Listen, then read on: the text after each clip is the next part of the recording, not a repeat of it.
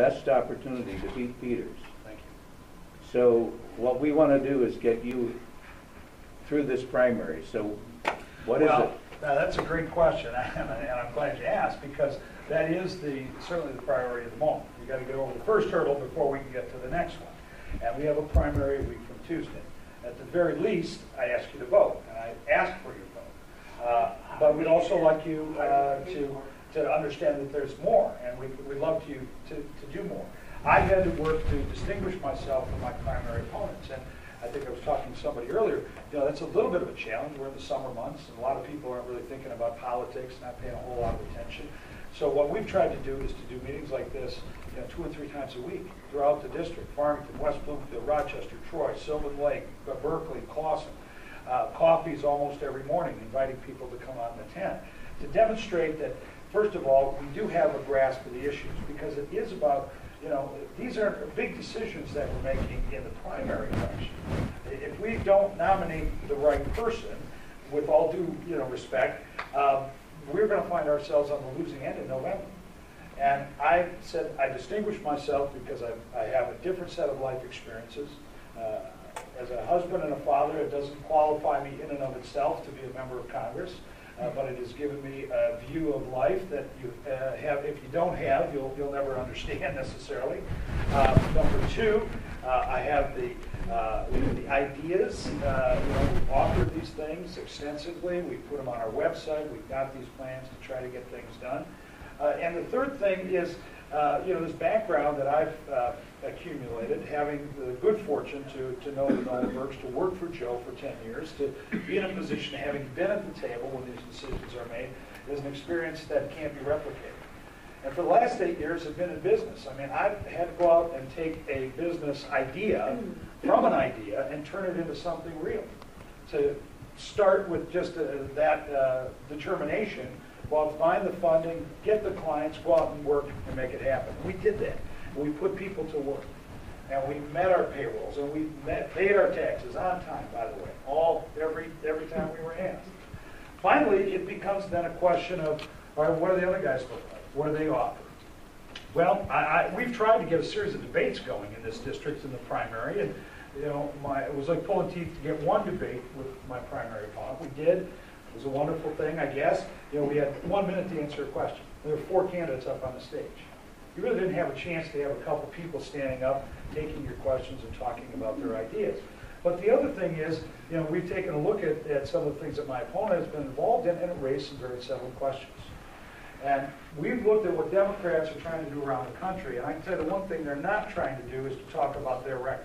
They're not trying to go on the campaign trail and talk about their votes on health care and stimulus and jobs. They want to make this debate in November about fixing the pothole on Woodward Avenue or some other issues. Not that those aren't important, but really what they want to do is to focus the issue on the Republican and say, aha, let's talk about that guy and what's in his background and what has he done, what's he talking about. And my opponent in this election has got some, as I said, some very troubling questions. I mean, involved in lawsuits that he just dismisses as frivolous. Yeah, no big deal. Well, it may not be a big deal. Everybody's innocent until they're proven guilty, but the voters have a right to know. We need to know what this is all about before we're trusting you to carry our hopes and dreams in the race against Gary Peters that is about as important as any race will ever be in. So all I've said is look at the backgrounds of all of us.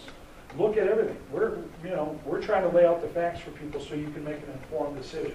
And when we do that, we think that we feel very confident about our chances. But we're going to need everybody's help. We've got phone calls to make and literature to drop and signs to get up and polls to man on election day. All the things that, the blocking and tackling of politics that's where we're at now. Let me go here and then I'll come back. A former teacher in real estate now, and I watch the sad faces of people on a daily basis with houses. Michigan has now been given, I think, $154.5 million toward the hardest hit homes. I don't see that as being the total answer to the problem in Michigan. Some states are still booming. I don't know where, but supposedly they are. But Michigan is probably one of the most distressed. No doubt. What is it that could possibly be done to help the situation? Is the the 154.5 million, that is only for people that have been unemployed temporarily, Right. or certain people that, I mean, I'm constantly showing short sales and Right, I mean, foreclosures, and it's just becoming. And not only is it a tragedy for that family, it's a tragedy for everybody on the block, because they now see their equity Exactly. vanish as well. Now, I know you had a bump when you had the homeowner tax credit that was out Right. there, and it got some activity going. We gotta get some activity in the marketplace. That will help raise up these home values a little bit, it seems to me. But until we've created some economic growth and created demand, real demand, it's going to be tough to really see our houses turn around. A friend of mine actually tutors my son. She's down in Redford Township. They bought the house in '99 for $125,000, and her husband just had a brain surgery. It's a tough situation. They had to go to a short sale. Now they got 2 offers right away. First day they put it on for $35,000. Yeah. Okay, this is a young couple with a 2-year-old baby, and, you know, they are just beside themselves trying to figure out what direction their lives are going to take.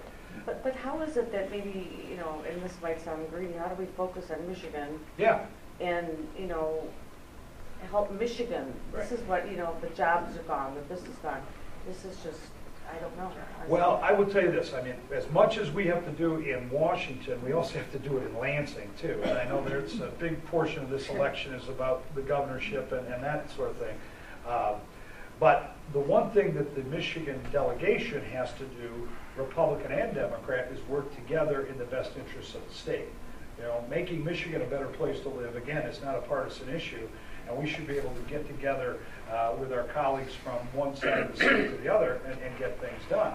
Now, with all due respect, I'm not sure how much of a help John Conyers will be in that regard, but, you know, we'll do the best we can. But there are, you know, good, decent members, and we've worked together in the past. I know Joe worked very closely on Michigan issues at times with Mr. Dingle and others. And I mean, we need to find ways to disagree on certain things, but, you know, come together when it's in the interests of our people back home.